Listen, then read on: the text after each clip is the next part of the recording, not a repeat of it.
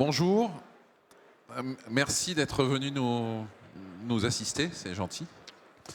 On est là pour la dernière table ronde de Food Hotel Tech, pour parler des avis clients, un petit peu de nouvelles technologies également. Et je vais tout de suite passer la main à Fabienne, qui va dire quelques mots, et j'ai mis sa tête. Waouh!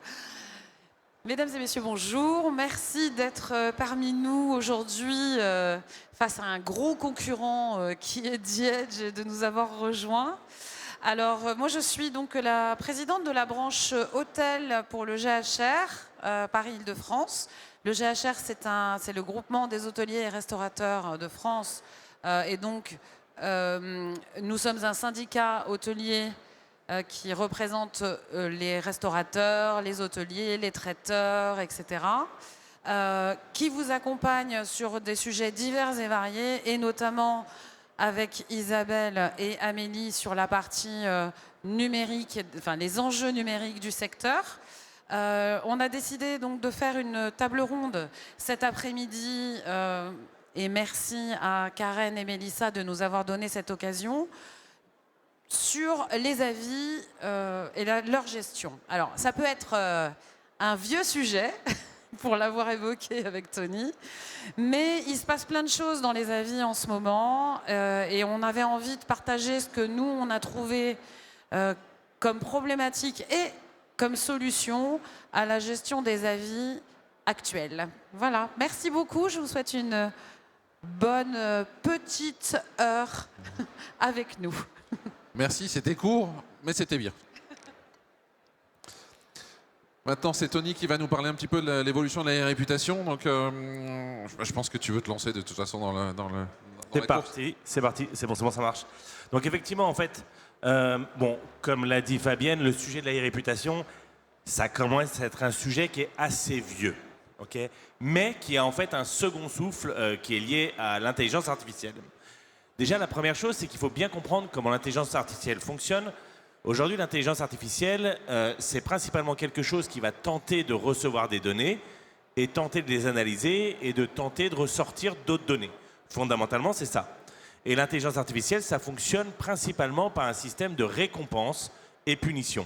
C'est-à-dire, on dit, l'objectif, c'est que je pose ma main sur Guilain, je fais une action, on regarde, est-ce que ma main est plus proche de Guilain, moins de Guilain, si elle est plus proche, plus un point, si elle est plus loin, moins un point. Pour revenir à la base des bases de l'intelligence artificielle, c'est comme ça que ça fonctionne. Ensuite, vous multipliez ça par des millions et des millions et des millions de process qui vont tourner en simultané. Au bout d'un moment, il y a quelque chose qui semble être de l'intelligence pour poser ma main sur Guilain. Je sais que t'aimes bien. Attention. Voilà, mais c'est pas de l'intelligence. C'est simplement un truc qui régurgite des données à vitesse grand V. Okay. Et pourquoi c'est important, c'est qu'aujourd'hui, on voit que les recherches sur Google ont baissé de 20%. De l'autre côté, les recherches sur ChatGPT ont augmenté de 150%. Alors, bien évidemment, il y a un effet buzz. On a tous recherché des trucs qui a fait la plus grande choucroute au monde. Pour information, c'est en Alsace en 2022 avec 5000 saucisses. J'ai pas été invité. Ouais, mais j'ai vérifié l'info sur ChatGPT. Donc voilà, et en fait, donc il y a cet effet de buzz, mais surtout, en fait, ce qui est intéressant, c'est la 20% de chute sur Google. En fait, ça montre que les internautes sont petit à petit en train de changer leur façon de consommer, leur façon de rechercher, et ils se mettent à utiliser les IA pour trouver des informations. Alors qu'avant, ils le faisaient sur Google. Qu'est-ce que ça veut dire pour vous, hôteliers? C'est qu'aujourd'hui, ils vont dire « Je voudrais séjourner à Perpignan dans un hôtel 4 étoiles, j'ai 250 € de budget, je voudrais une double supérieure pour moi et mon épouse avec un check-in possible à 10 h. » L'IA, elle va chercher et elle va donner des résultats. Et comme je vous expliquais au début, l'IA, elle va simplement prendre des informations, en ressortir avec un système bête par réfléchir. Qu'est-ce qu'elle va faire? Elle va dire bah, les informations que je peux prendre, c'est ces hôtels-là. La seule information que j'ai, c'est les avis clients. Elle n'a aucune idée si l'avis est correct ou pas correct. Et donc, elle va simplement prendre les hôtels qui ont les meilleurs avis clients et elle va ressortir ça sur ChatGPT ou sur Gemini ou sur Grok ou peu importe l'IA que vous utilisez en disant voilà les hôtels qu'on te conseille. Et ce petit phénomène-là fait que la réputation qui était un sujet qui était en train de mourir, et ben en fait, elle va redevenir extrêmement importante. Parce qu'aujourd'hui, il faut que vous pensiez les commentaires clients non plus juste comme un outil marketing, mais comme de la nourriture pour l'intelligence artificielle. Il faut vous dire, à chaque fois il va y avoir un commentaire sur votre hôtel, il y a une IA qui va passer, qui va le lire, qui va tenter de comprendre un truc, mais qui va simplement se dire +1, -1. Ah, commentaire positif, +1. Commentaire négatif, -1. Donc c'est pour ça qu'il y a vraiment une résurgence de la réputation qui est liée à ce phénomène-là. Donc, vrai ou pas vrai, on s'en fout en fait. Ah, Faux avis ou pas faux avis, il s'en fout. Malheureusement, l'IA s'en fout complètement. Je suis désolé, c'est un gros sujet aujourd'hui, les faux avis, mais ChatGPT, il va juste... C'est vraiment, il va lire. C'est tout. Merci. Isabelle, je crois que tu voulais nous parler un petit peu des moyens qui sont mis à disposition des hôteliers. Alors oui, donc moi je suis donc Isabelle Legan, je suis donc vice-présidente de la commission des enjeux numériques du GHR, mais je suis également directrice des opérations pour le groupe Hôtel Prince Albert, donc c'est des boutiques hôtels sur Paris. À ce jour, on le constate de plus en plus, on a des nouveautés liées justement à la réponse des avis pour notre masse salariale. Nos réceptionnistes de nuit qui actuellement font principalement la réponse. On a des outils, donc au-delà d'avoir ChatGPT, qu'à l'époque, les équipes n'utilisaient pas du tout. Maintenant, ça leur permet d'avoir une certaine fluidité. Ça permet d'arrêter d'avoir des fautes d'orthographe, clairement. Ça permet d'avoir une réponse aussi cohérente. Et surtout, ça leur fait gagner du temps. Il y a plusieurs outils qui existent à ce jour. Les CRM se sont beaucoup développés. Mais au-delà de ça, ça permet surtout à nos effectifs d'avoir un nouvel apprentissage et de leur permettre d'aller au-delà de la réflexion. C'est-à-dire que les réponses B.A.B.A. qui faisaient tout simplement merci d'avoir séjourné chez nous, revenez. Grâce à ces outils, ça leur permet de donner réellement envie aux clients de revenir, de personnaliser leurs réponses pour justement que le client se sente exceptionnel. C'est ce qu'on attend en fait. Et c'est ce que les clients attendent de nos jours. Sinon, pourquoi ils vont revenir chez nous, surtout dans nos boutiques hôtels ? Je crois que Tony voulait rebondir sur... Justement, je voulais rebondir sur un point qui était extrêmement important, sur l'utilisation de l'intelligence artificielle pour améliorer les réponses, etc. Moi, il y a une phrase que j'aime bien, c'est 90% d'IA, 100% d'humain. Ça veut dire qu'aujourd'hui, on va effectivement utiliser l'IA pour automatiser, simplifier 90% des tâches répétitives, mais on sait que l'IA continue des fois de faire n'importe quoi, de manière complètement aléatoire. Et le 100% d'humain, ça veut dire on ne remplace pas la réflexion. On utilise l'IA et on revérifie, on réanalyse, on recomprend. On pilote vraiment l'IA comme si c'était un stagiaire avec plein de bonne volonté. Je vous raconte une histoire qui est assez rigolote. J'ai une de mes activités qui tourne où il y a beaucoup d'IA qui tourne. Et notamment un process qui tourne, qui a dû tourner, je sais pas moi, 10 000 fois, 15 000 fois, 20 000 fois. Pour une raison inconnue, une fois, ChatGPT m'a répondu « Je ne parle pas français ». Et le process a planté. Mais alors, encore aujourd'hui, je ne sais pas pourquoi. Mais c'est un exemple pour dire que ce n'est pas fiable à 100%. Donc on l'utilise, mais on le pilote réellement et on ne remplace pas son cerveau par de l'IA. T'avais mis ta photo, c'est pour ça? Exactement. Après, je compléterais à ce que dit Tony, c'est que... Alors moi, je suis en phase de passer à cette 4e révolution qu'est l'IA. Je n'ai pas encore passé les 2 pieds dedans. En fait, ça me fait peur. Ça me fait peur parce que je trouve que... Alors, pour le coup, l'IA génératrice normale, lui demander une information sur ce qui s'est passé dans le monde ou quoi, je veux bien. La plus grande choucroute. Mais par contre... pour quelque chose qui concerne mon établissement, on est d'accord qu'il faut l'éduquer. Tout à fait. Bien évidemment. Tout à fait. En fait, aujourd'hui, vous avez des possibilités. Alors là, c'est sur ChatGPT, vous avez la possibilité de vous créer ce qu'on appelle des GPT personnalisés, où en fait, vous allez pouvoir vous éduquer un mini bout de ChatGPT pour dire voilà, je ne veux que tu répondes que à ça avec ces informations et tu ne sors pas du contexte. Et oui, c'est impératif. Après, juste pour revenir sur l'IA, il y a le côté un petit peu de mettre ses informations personnelles. Il y a aussi quand même, où on ne va pas parler de religion, de politique, d'orientation sexuelle, de santé, etc. On va utiliser l'IA pour dire, tiens, j'ai un client qui a mis un avis qui n'était pas ouf. voilà, je voudrais lui répondre de cette façon.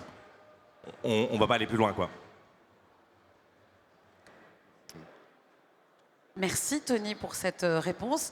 Isa, tu voulais compléter par autre chose? Moi, je pense que justement, sur le point où tu disais que tu avais peur de l'IA, eh ben, je me rends compte que nos équipes aussi ont peur de l'IA. Ils ont peur de l'utiliser et ils ont peur d'avouer qu'ils l'utilisent.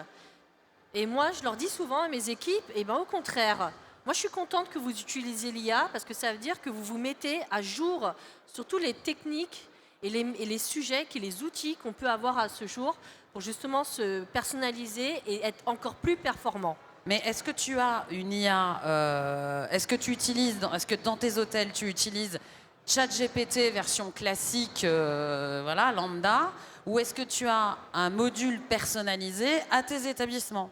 Alors, selon les services, j'ai soit le module personnalisé, soit la version gratuite. On s'adapte. Donc, tes réceptionnistes qui répondent aux avis, avant, ils avaient des exemples d'avis sur un Word et ils allaient recopier, faire des copier-coller sur TripAdvisor et Google.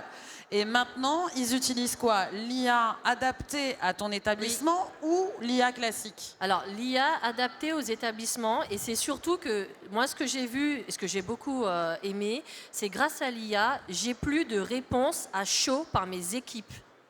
L'IA permet de contrôler les émotions. C'est horrible ce que je vais dire, mais par exemple, le client qui se plaint, votre réceptionniste, il a tout fait pour que ça fonctionne. Il est monté en chambre, il a été gentil, vraiment il se donne de sa personne. Le client va quand même lui mettre un 1 sur 10. Bon, bah forcément, c'est lui qui répond parce que c'est lui qui connaît le dossier. Et ben grâce à l'IA, j'ai plus cette réponse à chaud où je suis obligée de lui dire là, faudrait attendre quelques jours avant de reprendre la réponse, ce serait sympa. Non mais ça, c'est vrai que c'est un très bon point. Et je reviens juste sur, c'est vrai que ce côté d'éduquer l'IA, une des bonnes façons de faire, effectivement, c'est quand vous créez votre petite GPT personnalisée, d'avoir une quarantaine ou une cinquantaine d'avis avec vos réponses que vous avez écrites à la main, et pour lui dire, voilà, ça c'est mon style, c'est comme ça que je réponds, c'est comme ça que j'ai envie de dire les choses, etc. Et après, vous lui donnez un petit peu des commandes générales en disant, ne donne pas de tort au client, rappelle-toi que ce que tu écris sur le web est une pub, puisque d'autres personnes vont le lire. Vous lui donnez un peu des choses générales qui font que... parce qu'effectivement, c'est sûr qu'un cas comme ça, c'est horrible. On le prend personnellement, on a envie de lui souvent, dire... Mais voilà, ça nous permet d'avoir un garde-fou, quoi. La personnalisation justement de la vie, je vais vous donner un exemple qui me vient et une anecdote. La fille du propriétaire d'un de mes hôtels est en 3e. Et dans un cours la semaine dernière, le prof leur avait donné donc un exercice à faire à la maison. Et quand il a rendu les copies, il a dit bah, « Toi, je t'ai mis une mauvaise note parce que tu as utilisé l'IA ». Alors évidemment, la majorité des élèves avaient utilisé l'IA. Donc, il lui a dit « Et je sais que tu l'as utilisé parce que c'est quoi ce mot-là? Est-ce que tu es capable de me dire à quoi ça... quelle en est sa signification ?» Évidemment, le gamin ne savait pas répondre. Et la fille donc, de mon propriétaire a dit bah, tu vois papa, eux ils se sont fait piéger, mais moi je me suis pas fait piéger. Parce que j'ai demandé en effet à l'IA de répondre sa réponse. Et puis à la fin je lui ai dit et réponds comme une fille de 11 ans qui est en 3e. On dirait ma fille. Et donc... Et ben du coup, elle s'est pas fait avoir. Donc il faut vraiment, c'est vraiment pour le coup la personnaliser, l'IA à répondre comme vous avez envie qu'elle réponde. Elle est en train d'écrire un guide sur comment tricher à l'école. Bravo Fabienne. Très belle éducation pour tout le monde. Beau message. Mais ça existe déjà, hein. Il y a déjà les tutos. Hein. Oui, ben je m'en doute bien. Les tutos gruges, ça existe, hein. Donc il y en a partout. Mais de toute manière, je pense que ça va être un quotidien qu'on devra accepter et au contraire qu'il faut qu'on maîtrise. Moi, en toute transparence, j'ai des réceptionnistes, alors c'est nouveau, hein, mais qui maintenant tapent des mails, en plus maintenant de répondre aux avis, tapent des mails avec l'IA. Bon, bah, pas de chance, on a clairement vu la différence parce que quand votre réceptionniste parle 30% français et qu'il écrit un mail magnifique, sans faute d'orthographe, bon, clairement, le sujet, on l'avait compris. Et quand je suis allée le voir et je lui ai dit, mais est-ce que vous avez compris ce que vous m'avez écrit? Il m'a dit, je suis pas sûr. Et c'est dommage. Je trouve ça dommage. Mais tu vois, là, c'est ce que je disais, 90% d'IA, 100% d'humain. Typiquement, il n'est plus en train de contrôler la machine. Et là, par contre, là, ça devient un petit peu dangereux. C'est les fameuses dérives. C'est ça. Mais après, il y a ce grand sujet de dire, avec l'IA, il y a plein de jobs qui vont mourir, c'est la fin de ceci, c'est la fin de cela, etc. C'est la vérité sur chaque révolution industrielle. Ça a été la vérité avec Internet, ça a été la vérité avec l'industrialisation, quand les usines sont arrivées, etc. Mais c'est même arrivé au Moyen-Âge, vous aviez des gars dont le job c'était de se réveiller plus tôt que les autres pour dire les pitchounou, il faut se réveiller, c'est l'heure. Il y a eu un moment, il n'y avait plus besoin de ça. De toute façon, les temps changent, tout évolue. Et oui, il y a des types de jobs qui vont disparaître et il y a des nouveaux types de jobs qui vont apparaître. Aujourd'hui, on parle de prompt engineer, donc des ingénieurs dont le job c'est de parler avec des IA. Mais je peux vous jurer que c'est pas si simple que ça. D'obtenir une vraie réponse et quelque chose de qualitatif avec une IA, c'est un job, c'est un métier. Moi, ça fait 2 ans que je fais ça du matin au soir parce que je l'utilise énormément. Il y a encore des fois où je me dis « Ah ouais, j'aurais peut-être pas dû lui dire ça comme ça ». Et la réponse, elle ne m'allait pas.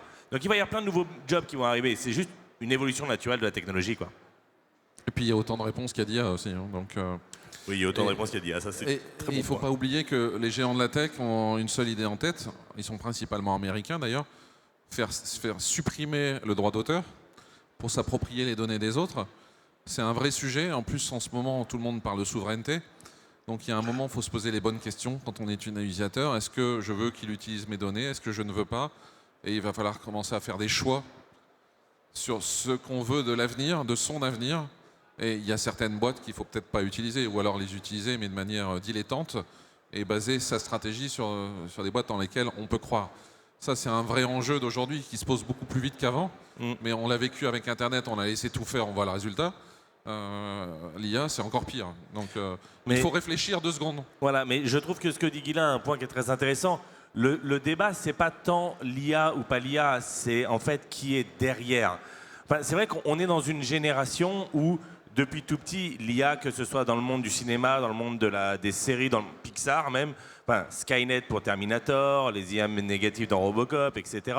Wall-E, vous regardez le grand méchant, c'est une IA. On est dans un monde où dans notre culture, l'IA est mauvaise. Ça a toujours été comme ça, c'est un peu le grand méchant. Il y a encore un truc qui est sorti là, The Electric State, qui est pas ouf apparemment sur Netflix. Mais c'est encore les robots, les IA, les machins, etc. Mais le vrai débat est peut-être plus là, de dire, mais en fait, finalement, c'est qui derrière la machine? La machine, c'est qu'une machine. La machine, elle prend des données, elle ressort des données avec des +1, -1. C'est tout. Donc je pense que ton débat est peut-être plus intéressant. Est-ce qu'il y a des règles? Est-ce qu'il y a des règles comme sur un terrain de foot? C'est exactement ça. Quand il y a des règles sur un terrain de foot, on sait, il y a un arbitre et puis il dit t'as fauté, t'as un carton jaune, t'as un carton rouge, tu sors et c'est tout. Dans l'IA, il n'y en a pas aujourd'hui. Il faut faire super gaffe à ce qu'on donne et surtout à l'information qu'on lui donne. Parce que l'information, une fois qu'on l'a donnée, on ne la retire plus.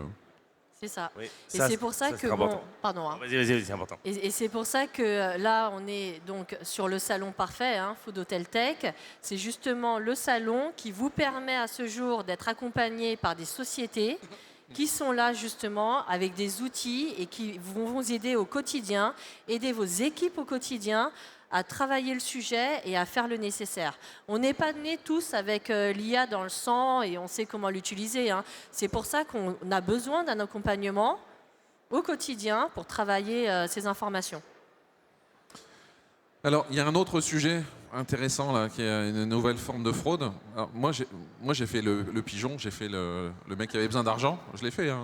On me promettait 800 € par jour. C'est le sujet qui arrive là. 800 € par jour? 800 € par jour. Ah, c'est ouais, intéressant. Ah oui, tu peux passer s'il te plaît parce qu'elle va avoir besoin de ça. Je viens l'astuce. Alors, c'est pas tout à fait la même. Moi, c'était avec Kayak, il me semble. On me proposait de faire des choses sur Kayak, mais 800 balles par jour quand même. Puis à un moment, on m'a dit il faut que tu mettes de l'argent. Donc là, j'ai dit ah bah non. Mais j'ai tous les copies d'écran, j'ai tout, moi, tout gardé. Bonjour à tous. Je m'appelle Amélie Locke, je travaille au GHR, je suis juriste en droit du numérique. Et aujourd'hui, je vais vous parler un petit peu de l'impact que peut avoir des pratiques frauduleuses sur les gestions en ligne et sur notamment la gestion des avis Google. pour vous montrer un exemple, il y aura plein de petites captures d'écran comme ça pour illustrer mes propos. Aujourd'hui, depuis, on va dire, l'été dernier, on a pas mal d'adhérents, hôteliers comme restaurateurs, qui se plaignent d'être inondés de faux avis sur leurs fiches établissement Google. Donc, comme vous pouvez le voir un petit peu sur l'écran, ces différentes captures d'écran Google, on est sur un même établissement et on a des avis 5 sur 5, excellent. Des fois, il y a des commentaires, des fois, il n'y en a pas. Et donc là, j'ai anonymisé les profils. Mais il faut vous dire qu'aujourd'hui, on a des établissements qui en reçoivent une dizaine par semaine et des fois plusieurs centaines en l'espace de quelques semaines. C'est vraiment assez conséquent. Et donc, comment on repère que ce sont des faux avis? Alors, en général, le fait qu'ils arrivent tous d'un coup, c'est un premier signe. Mais également, vous pouvez voir sur les photos, oui, vous pouvez le voir, les profils qui laissent les avis, c'est 2-3 avis qu'ils ont laissés. Ce n'est pas du tout des local guides Google qui laissent 40-50 avis à leur actif. Et donc ça, c'est un premier faisceau d'indices qui nous permet aujourd'hui de déterminer que ce sont des faux avis. Bon, alors après, des faux avis 5 sur 5, Amélie. Certains, vous allez avoir des commentaires, mais des commentaires qui, pour le coup, vont vraiment vous indiquer que ce sont des faux avis.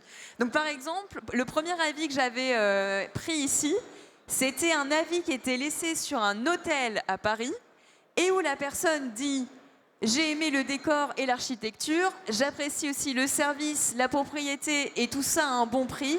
Je le recommande à tout le monde. C'est de loin le meilleur hôtel de Cotonou. » Cotonou qui est une ville au Bénin. Voilà. Donc là, on a ce genre d'exemple type où on sait que c'est du faux avis 100%. T'es sûr que c'est un faux avis? Ensuite, on a par exemple des avis qui sont vraiment postés en 2 secondes en langage SMS. Très intéressant, le tout des services. On sent que c'est vraiment une expérience personnelle forte. Ou par exemple le fameux « J'ai passé une très belle nuit ». Parce qu'effectivement, ça c'est un commentaire qui donne envie d'aller dans l'établissement. Et donc ça aussi, c'était sur un même hôtel avec plusieurs vagues. Et ça, c'est justement la petite transition. Ah non, j'avais mis encore des faux avis. Donc, on continue les histoires. Alors là, on avait un avis, vu les photos de cet hôtel, cela me donne très envie. Donc encore une fois, quand Google, dans ses conditions générales d'utilisation, Google Maps dit, nous, les avis, il faut que ce soit le reflet d'une véritable expérience. Ici, on a quand même quelqu'un qui dit qu'il a juste vu des photos et qu'il a envie de séjourner. Et il a quand même laissé un avis. Par exemple, le deuxième avis, rien à dire, allez voir de vous-même et ne perdez pas de temps. Bon, voilà, c'est un peu directif quand même comme avis. Et puis enfin, le dernier, par exemple, nickel, rien à dire. Donc on sent vraiment que ce sont des avis laissés, histoire de dire j'ai mis un avis, et voilà. Il n'y a vraiment pas de recherche plus en détail, plus approfondie dans la manière de dire les choses. Et il faut vous imaginer qu'aujourd'hui, on a des établissements qui sont frappés par ces vagues, pas une fois, pas 2 fois, mais 3 ou 4 fois. Et ça va être à plusieurs semaines, plusieurs mois d'intervalle. Donc là, par exemple, j'avais pris pour un hôtel parisien, j'avais pris, voilà, donc vous pouvez voir un petit peu la graduation. Il y a 9 mois, il y a 5 mois, il y a 1 mois, il y a 3 semaines, il y a 6 jours. Parce qu'entre-temps, bien sûr, l'hôtel a essayé de les signaler via la procédure classique de Google. Certains résistent. Mais voilà, pour vous dire, c'était en début du mois. Et j'ai encore des traces des vagues où je peux un petit peu, grâce aux détails sur Google, resituer les dates des vagues que l'établissement a pu subir. Donc, on a ce vrai souci d'afflux de faux avis, mais à contrario, on a un petit peu le revers de la médaille, avec des avis 1 étoile sur 5, qui vont accuser l'établissement d'acheter de faux avis. Alors, quand vous avez un afflux d'avis 5 sur 5, vous dites, bon, qu'est-ce qui se passe? Quand vous commencez à avoir des avis 1 sur 5 qui vous accusent d'acheter des avis, vous vous dites, oulala, c'est vraiment sérieux. Et donc, on va avoir des personnes sur Google qui vont dire, bah, écoutez, quelqu'un m'a contacté, l'établissement m'a contacté, c'est sûr, il cherche à acheter des avis, n'allez pas dans cet hôtel, ce sont des faux avis, ils achètent, etc. Alors là, j'avais pris aussi quelques exemples pour vous montrer aussi, on peut le voir là sur les périodes, on est sur des avis qui ont été signalés par les établissements concernés, par exemple celui en haut à droite il y a 5 mois, et qui sont encore aujourd'hui publiés sur la fiche établissement Google des professionnels, malgré les procédures de signalement Google. Donc ça, c'est un vrai sujet, et la cible en tout cas de ces afflux d'avis, aujourd'hui, c'est principalement des hôtels sur Paris, quelques restos également, mais ça reste quand même des hôtels de ce point de vue-là.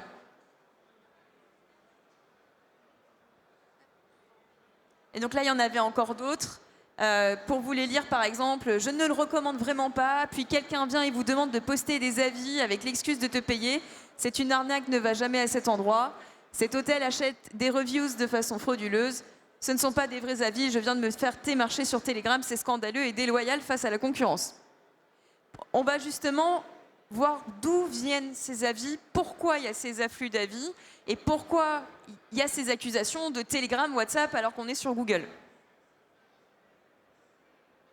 Donc ça, c'est une conversation WhatsApp qu'on a pu obtenir de nos adhérents où en fait vous avez le déroulé d'une conversation entre un escroc et un utilisateur soit de WhatsApp soit de Telegram et avec le procédé d'arnaque à la tâche.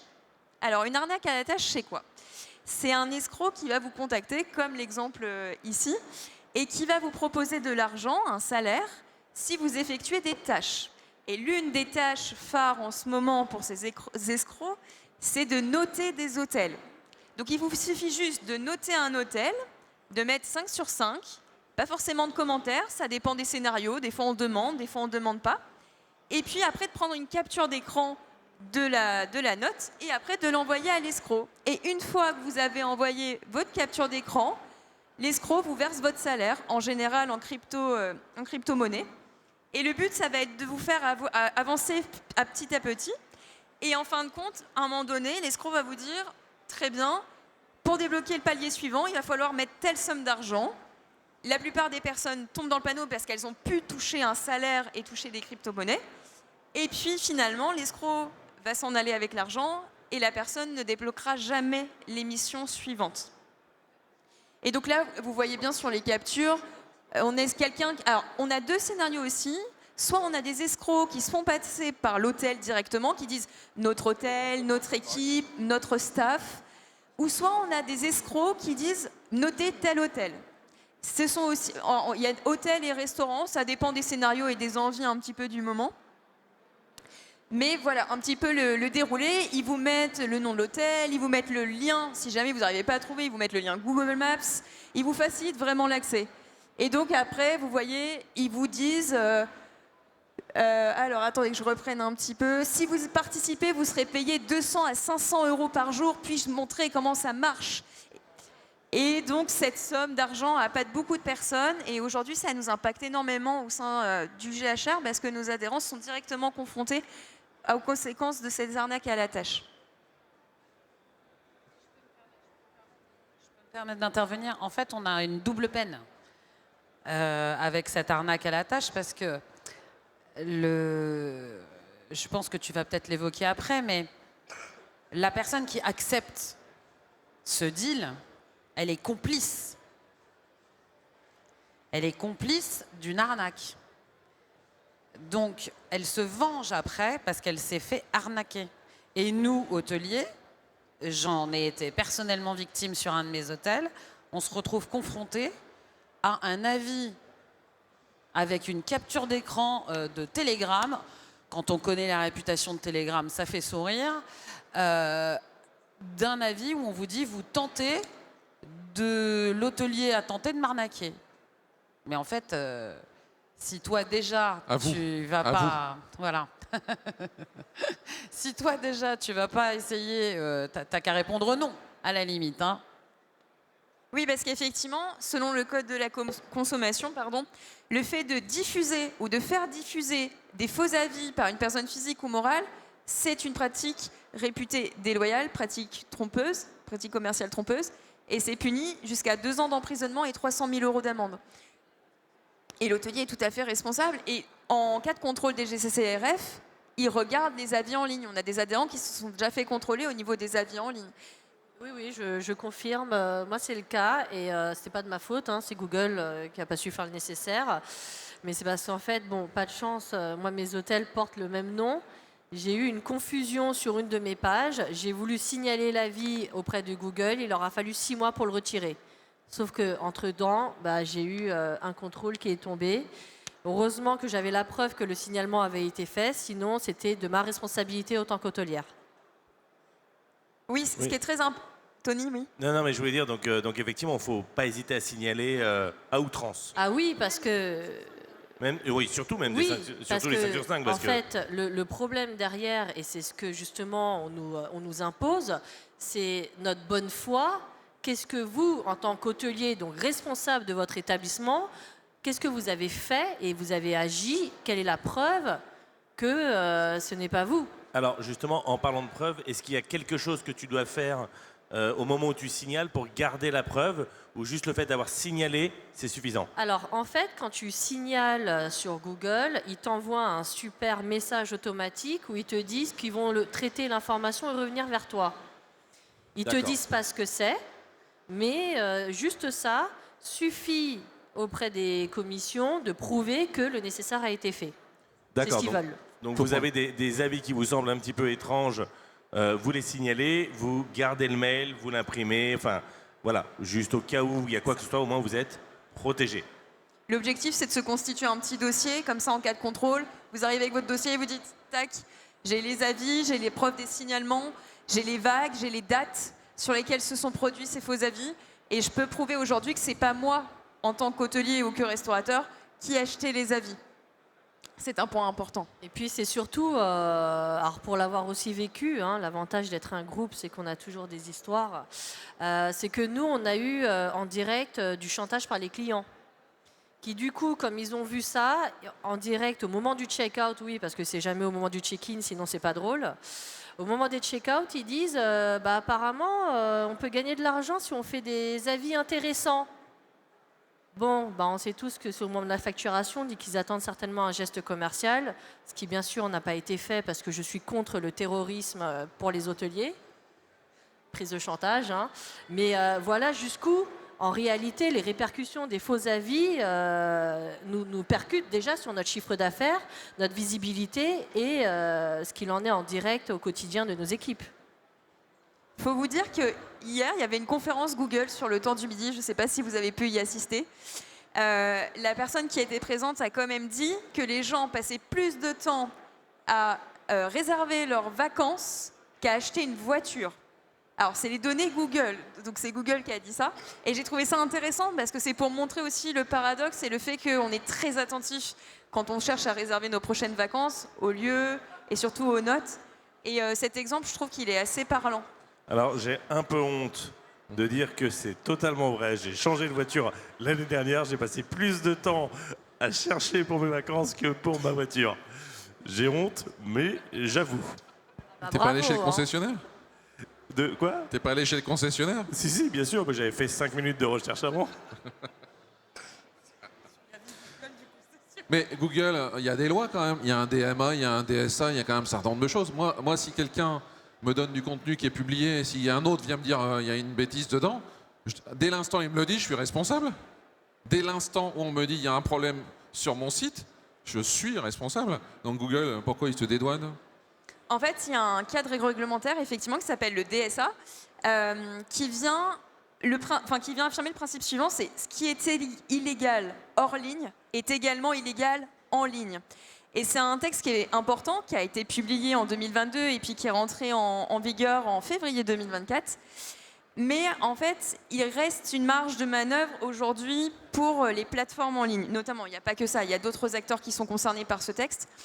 En fait, l'objectif, c'est que les plateformes, il faut trouver un juste équilibre. Aujourd'hui, les plateformes en ligne, elles n'ont pas d'obligation générale de surveillance des contenus. Pourquoi? Pour éviter de la censure. Parce que si jamais elles devaient être responsables, elles censureraient au moindre risque. Donc aujourd'hui, on n'a pas d'obligation générale qui pèse sur les plateformes. Par contre, il y a d'autres obligations, notamment sur les grosses plateformes comme Google, avec des rapports de transparence qui doivent être publiés tous les ans, avec des points de contact qui doivent être désignés.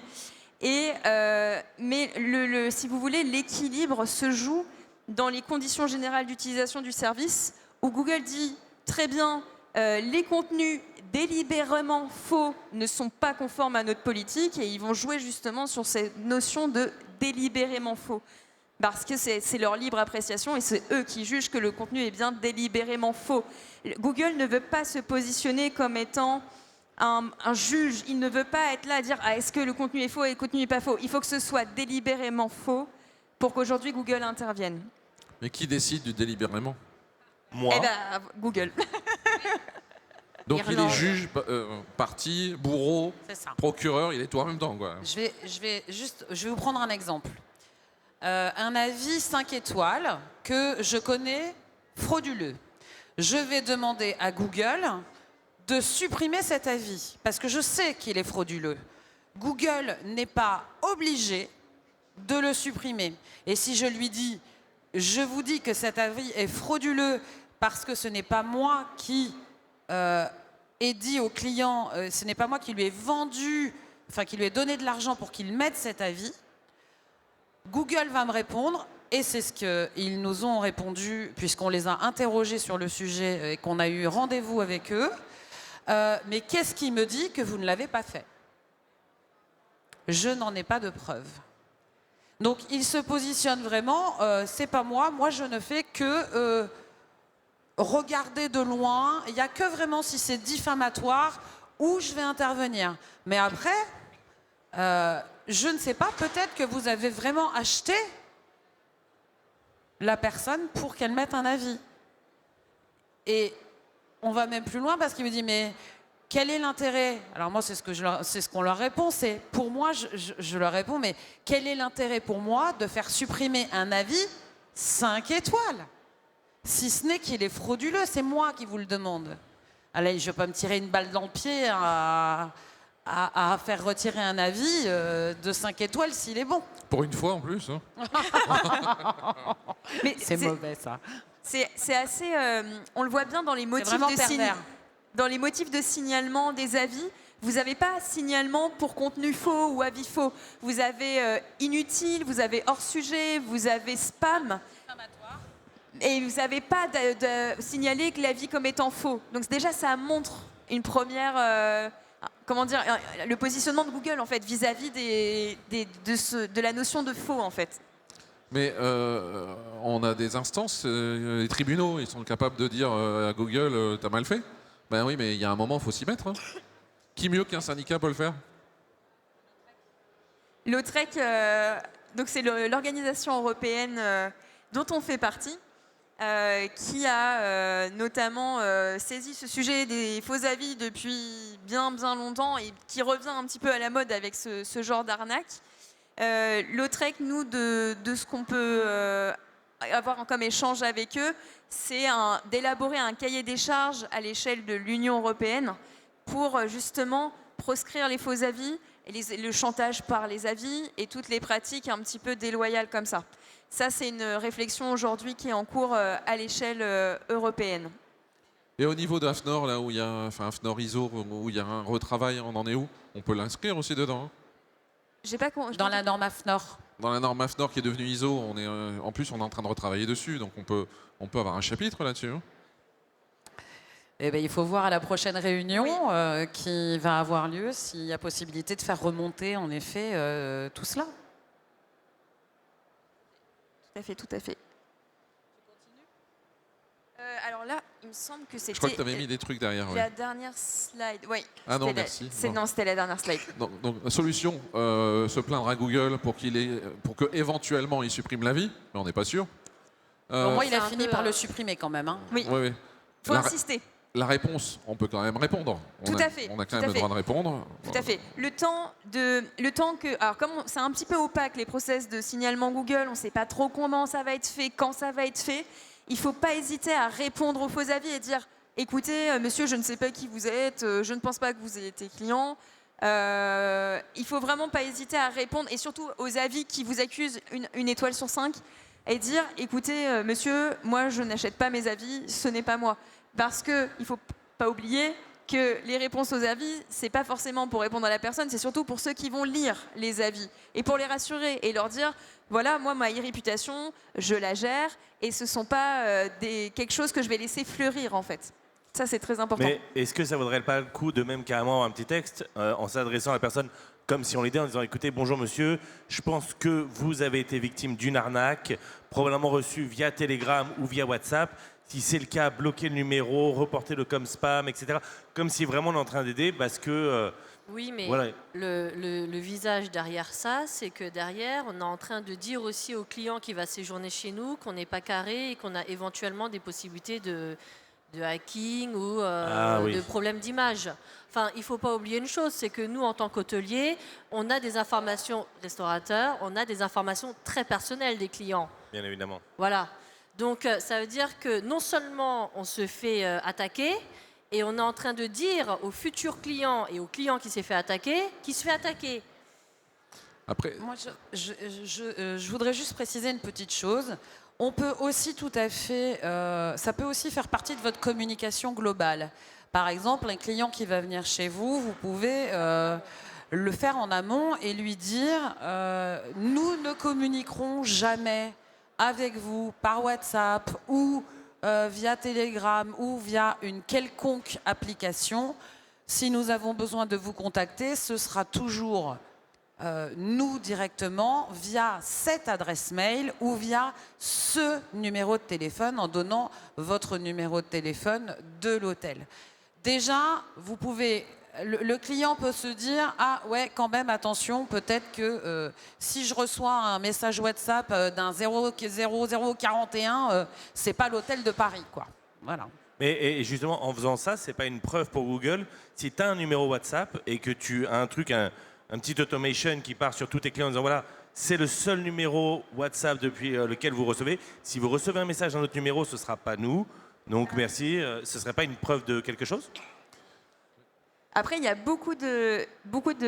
On n'arrive pas encore à quantifier le nombre d'escrocs qui contactent les personnes et jusqu'à où ça aboutit en fait. On a beaucoup de... En tout cas, sur les dossiers que j'ai eus, j'ai jamais eu le même escroc avec la même photo de profil, le même numéro de téléphone. Oui, non, mais tu sais, c'est dans le sens plutôt que de dire attention, ce numéro est faux. Ce que disait Fabienne, il n'y a que ce numéro qui est vrai. Tout le reste, c'est pas nous. Juste en tant que prévention et pour montrer, bah, non, regardez, nous, on a un petit truc pour justement On doit prévenir. faire un gros travail de sensibilisation auprès de la clientèle sur le phishing et tout ce qu'il en est, mais via ces systèmes-là. Oui, il y a un gros travail là-dessus, quoi. Après, oui, c'est vrai qu'il y a de la sensibilisation à faire parce que, par exemple, moi, je reçois un message sur WhatsApp d'une personne que je ne connais pas qui me dit « Je vais vous payer 500 € par jour pour noter un hôtel ». C'est censé quand même tiquer un petit peu. Oui, bon, enfin, moi, je sais que mon numéro de portable, ça doit être le truc qui est le plus affiché au monde sur Internet. Il est partout depuis 20 ans, c'est le même.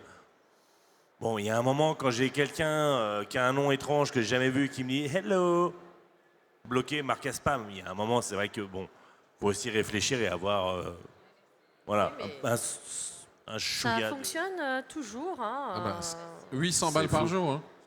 Oui, 800 balles par jour. Là, c'est vrai que peut-être tu cliques. C'est très tentant, hein, juste pour un clic et pour 3 mots, ça se réfléchit.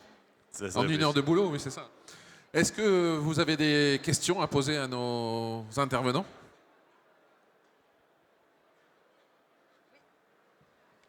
Dites-nous. J'ai pas compris l'intérêt du coup de ces escrocs. Ils y gagnent quoi eux concrètement? Alors, en fait, comment ça va se passer? C'est que première étape, ils vont vous proposer un petit échange en crypto. Deuxième étape, encore un autre truc. Troisième étape, au bout d'un moment, ils vont dire, bah voilà, bon là, vous avez bien évolué, mais pour atteindre le prochain palier, maintenant, il faut que vous achetiez XY chose. Et donc, en fait, tout le but de ça, c'est de prendre votre argent, prendre vos coordonnées bancaires. Et là, c'est le drame. J'aurais pas mieux dit que Tony. En fait, le but, c'est de vous mettre en confiance et de vous engraisser après pour mieux vous prendre. C'est une sorte de pyramide de Ponzi inversée, en fait. Voilà. Alors, moi qui suis allé au bout, enfin, pas au bout, j'ai pas donné d'argent, mais au tout Est-ce début, que tu as des choses à confesser ici, Guilain? à chaque fois, vous gagnez 1 centime, 2 centimes, et puis ils vous disent, si tu débloques le niveau suivant, c'est 5 € que tu vas gagner à chaque fois. Et ça peut tout de suite monter des fortunes, parce qu'on en fait 50 en 5 minutes. Hein. C'est super facile. Hein. Preuve, on a une preuve. En fait, ce qu'on découvre, c'est que tout le dossier, c'est que les faux commentaires de Guilain. Bah, les hôteliers parisiens vivent bien, donc il faut bien leur prendre un peu d'argent. Oui, bah oui. Non, mais tu as fait ça pour le bien de la science et de la recherche. Exactement, je me suis dévoué. Une autre question? Oui, je voulais savoir, j'ai l'impression que ça ne vous a pas vraiment porté de confort dans vos opérations tous les jours. Est-ce qu'il y a malgré tout un outil qui vous aide vraiment à gérer vos avis clients? Hein, pour gérer aux réponses? Ouais, juste sur le salon, il y en a quelques-uns. Alors, sur ces types d'outils, vous allez avoir deux types d'outils. Vous allez avoir ceux qui vont être en mode full IA. Donc, il y a une IA qui va s'en occuper, etc. Et vous allez avoir d'autres types d'outils où ça va être principalement épaulé par de l'IA, mais surveillé par de l'humain. Moi, à mon niveau, je vous conseillerais toujours de partir là-dessus. La règle d'or, c'est 90% d'IA, 100% d'humain. Donc, et après, vous allez avoir des boîtes qui vont le faire manuellement. Mais voilà, vous avez un entre les deux qui est bien. Bon, je ne vais pas donner de nom ici, mais il y en a sur le salon. Il y a déjà commencé par On va l'agrégation des avis aussi. Il y a des outils qui vont aller vous chercher tout, vous avez tout sur un seul tableau, c'est quand même vachement plus simple. Hein. Déjà, ça commence par là, avant de commencer à répondre à tout. Ça commence par là, un CRM qui regroupe l'ensemble des avis que vous recevez, auxquels vous pouvez répondre via un unique lieu. Vraiment, c'est la base de tout. Et ensuite, en effet, pour éviter que ça soit chronophage pour les équipes, et bien déjà faire peut-être appel à quelqu'un de l'extérieur, en espérant pas recevoir 200 avis à répondre en une semaine. Parce que là, c'est vrai que... Pour un établissement de 30 chambres, hein, je parle. Hein. Oui, quand on a 500, c'est pas pareil. Hein. Une autre question?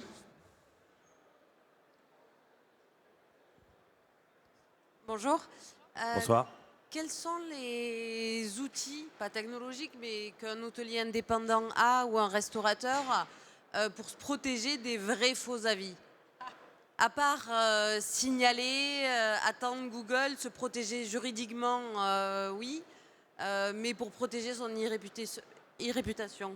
Pardon. Grande question. Hein. Ouais, bonne Sortir question. la Kalachnikov. Ouais.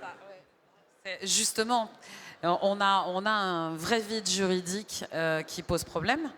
On a Google qui fait ce qu'il veut. TripAdvisor a fait beaucoup d'efforts. Ouais, Ils ont beaucoup fait changé. beaucoup d'efforts sur le sujet, donc on a quand même... Ah si, quand Après, même. ils sont beaucoup plus réactifs. Ils sont plus Voilà, réactifs. parce que TripAdvisor, Plus ils réactifs. répondent, voilà, Oui, oui. ils Et attends. répondent vraiment. Et attentifs. Non, ouais, c'est ça. Après, nous, alors pour le coup, on a un service de médiation. Quand vous avez des soucis avec, par exemple, TripAdvisor, The Fork, sur des questions d'avis diffamatoires ou d'avis vraiment ingérables où vous n'arrivez pas à gérer tout seul, la commission des enjeux numériques est là pour ça. On a des médiations avec toutes les grandes plateformes, hein, que ce soit The Fork, Booking, Expedia, qu'importe.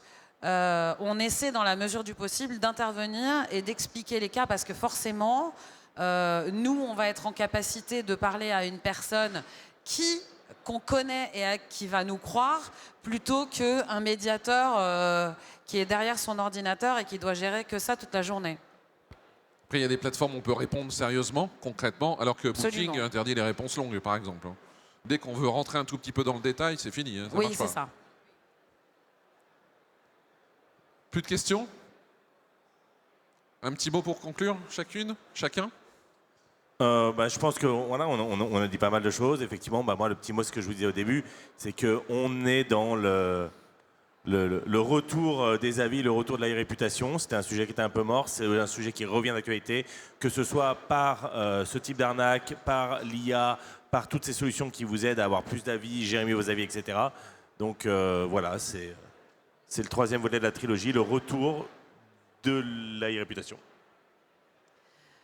Moi, de mon côté, je dirais bienvenue dans la 4e dimension.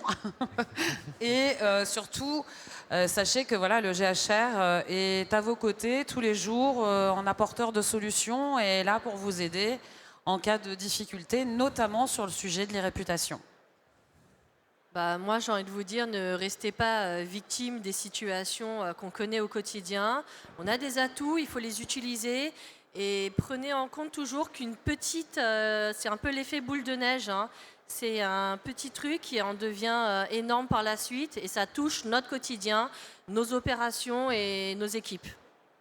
Et le petit mot de la fin, la DGCCRF a publié la semaine dernière son feedback 2024 et ses priorités 2025. La gestion des faux avis, c'est dans le collimateur de la DGCCRF. Donc soyez attentifs, soyez vigilants et vraiment prenez soin de vos fiches établissements ou même de votre réputation parce que la DGCCRF veille au grain. Et la DGCCRF veille au grain parce qu'on leur a dit. J'y tiens. Donc 2 mots de la fin pour toi. C'est ça? Bah, toujours, hein, of course. Okay. Bon, c'est moi qui aurai le dernier mot de toute façon. Merci à toutes et tous d'être venus. Le salon est quasiment fini maintenant. Vous pouvez peut-être encore faire un mini tour. Et à l'année prochaine.